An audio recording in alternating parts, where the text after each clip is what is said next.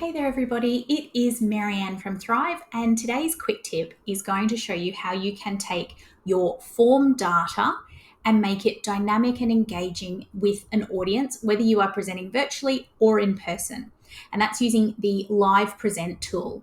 So typically you would have a form, you would have sent it out to everybody either pre-session to get some info to be able to produce your slides with information that is relevant to the people you're presenting to, or you'll send it out afterwards. And either way, we're dealing with static data. You might take that data after your session and use it for your next session to show examples of how you've worked with people before. But again, it's static, it's not relevant to the people in the room, and it's not as engaging because you're just talking to the slides. So Microsoft has produced a live present tool. So I'm going to use an example here, which is my Microsoft 365 Learnings session, form, and I've got 53 responses here. Now, I would recommend that if you are looking to get the same sort of data, but you want it to be specific to the group that you're presenting to, I would copy the form each time and rename it for that particular session. And then when you share it, which we'll see in a second, it will make it so much easier for you to be able to engage them and for them to see the room's responses in real time.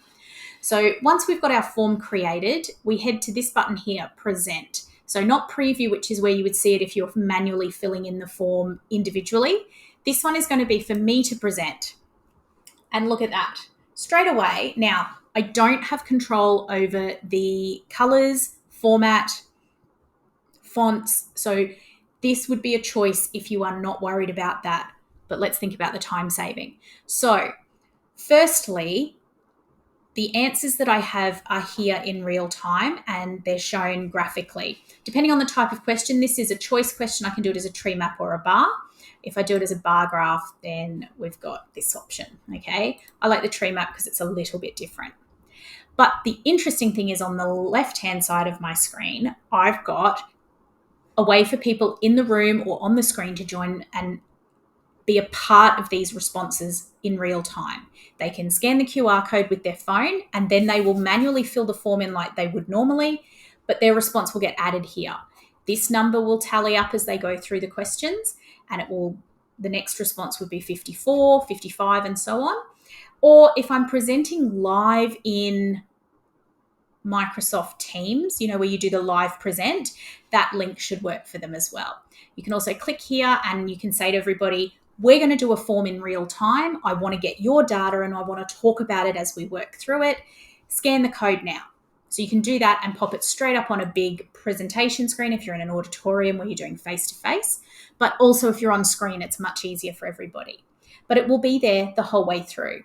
In this instance, we've got 4 questions. You can see I can drop this in and out too, so I can make that disappear. I can also put it back up, so I can have it running the whole time. There's no issue. And we move across the screen here. This is where I've got those answers. Here, this is my ranking from completely agree to somewhat disagree. And of course, those will move in real time as people respond. And I've got a net promoter score. So have a think about where you could use this tool when you are presenting to keep your audience engaged, to be able to create specific pockets of information that you can then take and present and interpret and engage with your audience about on the fly in the session.